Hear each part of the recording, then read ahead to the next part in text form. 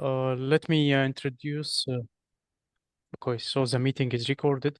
Let me introduce myself. In brief, my name is Karim Zakaria. I'm graduated from Faculty of Petroleum and Mining Engineering in Egypt in 2010. A major of drilling and production engineering. Then I have joined one of the biggest drilling contractors in the Middle East, which is Egyptian Drilling Company. I have worked there in a fast track program designed by Maersk Drilling, as it was a joint venture between Maersk Drilling and the Egyptian General Petroleum Corporation, EGPC. So I was in a fast track program where I have worked as assistant floorman, derrickman, assistant driller in Egypt first, and then I have been transferred to our EDC 56 rig in Libya in 2013. I have worked there between the two big wars of Libya in 2013 by mid 2013. And we're working with Shell, but Shell handed over the operation to Wintershall in order to abandon all the wells. So we were drilling HPHT wells with Shell, and then we have plugged in the wells and abandoned um, by Wintershall. I have then been transferred to Egypt and worked as a project engineer. And during that period, I have got my Triple T certificate from Aberdeen Drilling Schools. And I have worked in the training center after 6 months in the engineering department. I have worked as drilling instructor, and a very strong development plan was developed for the drilling instructor by Maersk Training. So I have attended many courses at Maersk Training in Denmark. And then I have been accredited as a well control instructor by the IWCF after I have passed all the exams and got my certificate from IWCF from Dubai. Then I have worked as a senior well control instructor in Egypt before going back to the field as a driller trainee on one of our new built rigs. I have worked there as a driller trainee for 8 months. Then back to the training center again as an lead instructor, and then competency superintendent. I was responsible for assessing the competencies of the drilling crew. I am Egyptian, born in Egypt and Egyptian by nationality. And yes, this is just a quick introduction before jumping over to our syllabus. Actually, I have not created a specific presentation for this webinar. I will be using the same presentation, the ones that I will be using during the course on October 11th. So let me just show you the content, the big topics, and then let me take you through the slides in order to understand what we'll be speaking and exercising together. So the first topic that we'll be speaking about is Introduction to HPHT Operations. What is the difference between HPHT environment and normal drilling environment? What are the HPHT well characteristics, how it does differ from conventional drilling with some statistics and lesson learns from the past. Then we'll go to the human factor in HPHT operations. And actually, it seems like it's just words written in the PowerPoint presentation, but actually the human factor plays a very crucial role, especially in HPHT operations, simply because the 50 PSI and the 1 or 2 more barrels in our PVT system, and because of the very accurate calibration needed for all the gauges and for the fingerprinting all the operations that we do and execute in the HPHT operations affect what will happen next. So a very, very small problem in HPHT operations can result in a very huge catastrophe if the human factor is not awakened. So we'll speak about human factors in HPHT operations. And actually, this course was basically designed for EDC and Total in Egypt. So there will be a few slides speaking about a well called XX, which is an imaginary well. So we have just input from some random data in order to understand how do we define the HPHT wells. And also we'll speak about the HPHT equipment. What are the special equipment that we need to buy and we need to be trained on while working in HPHT environment? This will be covered throughout the webinar. We'll go through the slides quickly and we'll go through it in details during the course. We'll also get to some important definitions like the mud weight window and the kick tolerance and kick tolerance calculations and how do we calculate the maximum kick volume that we can shut in the well on and circulate without causing leak off basically at the casing shoe or at the weakest point of the well, and what are the difference between the kick tolerance in conventional wells and in HPHT environment. We'll speak also about the pressure and temperature effects on mud that we don't really consider while drilling in conventional environment.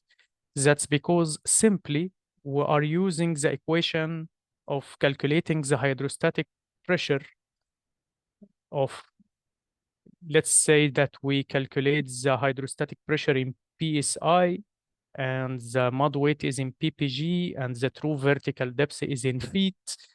So we calculate the hydrostatic pressure based on the mud weight in that we pump into the well. But what we cannot understand in HPHT well, and we cannot just pass by and neglect, is that pressure and temperature like make a huge difference in the mud weights downhole due to the very high pressure and, or the very high temperature that the mud is subjected to downhole. So maybe there is 100 or 200 psi difference between the hydrostatic pressures that we have calculated at surface using the IWCF or IEDC equation for the hydrostatic pressure and the actual hydrostatic pressure on bottom that are measured using the pressure while drilling tools. And we have just mentioned a few minutes before that the 50 psi and the 100 psi can make a huge difference and a huge problem downhole. So we need to understand what does it mean, pressure and temperature effect on the mud using graphs. Gas properties, mainly the gas has three main properties, which are solubility, and we mentioned that gas is insoluble in water-based mud, but it is soluble in oil-based mud. We will understand that that is not basically correct because gases can be soluble in water-based mud as well as oil-based mud. So we'll understand the basic gas properties of solubility and expansion and migration. And we'll speak about gas kicks, but we will split our speech about the gases into two parts, about dispersed kicks and the single pockets kick. Normally in normal IWCF courses or well control courses that we deliver on a weekly basis, we mention that the gas enters the well as a single pocket, and this single pocket needs to be circulated, and all the simulators in the market simulate the gas as a single pocket. However, that is not correct when we take a kick, especially while drilling. So we need to understand more about gas properties and the gas behavior in solution and the gas migration and also hydrates formation. So the first, let me say, quarter of the course, we will speak about definitions related to HPHT operations, equipment or extra equipment that we use in HPHT environments that are not needed in conventional drilling due to the costs, and because in conventional drilling we cannot see or we cannot get attention to every detail because it is not important. However, in HPHT environment, it does matter. And then we'll speak about gas properties before jumping to HPHT procedures. Actually, if you understand normal well control procedures and you digest it fully, you will be able to take a step forward in understanding the HPHT procedures, because simply the HPHT procedures is just taking the whole figure of the well control courses of procedures and just digging deep into every step and putting some restrictions and some advices in order for this step to be executed properly. For example, in well control courses, we don't mention anything about blowouts when we have non-shearable components and we need to drop the BHA into the well in order to be able to close the blind rams. And we don't have in any syllabus in our well control courses specific procedures. And also in the API, there is no specific procedures that describe what to do if I want to drop the drill string. In this course, we will cover such topics. In normal well control courses, we don't have a decision tree what to do in some specific or more complicated situations like well control emergencies with pipe stuck, for example. And also the exam questions that do not mention anything regarding what to do in these situations. In HPHT procedures, we need to have some specific procedures. And by the end of the course, also we'll speak about MPD procedures or managed pressure drilling procedures. We'll take a lecture about MPD and how it can be used in HPHT environment and what we should do when we have HPHT nippled up on the BOP. So these procedures, as Nikhil said, will be sent to you. The presentation will be sent to you. And also I need to show you like these handouts. They will open in a few seconds. These handouts and procedures, for example, these are the well control procedures. They are 76 well control procedures.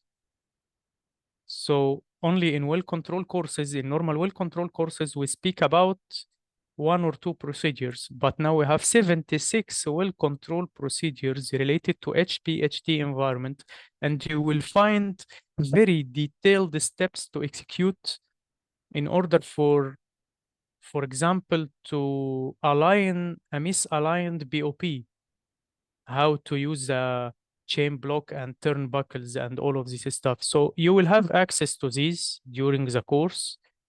For sure, we don't have time in order to go through every Word file, but they are very clear.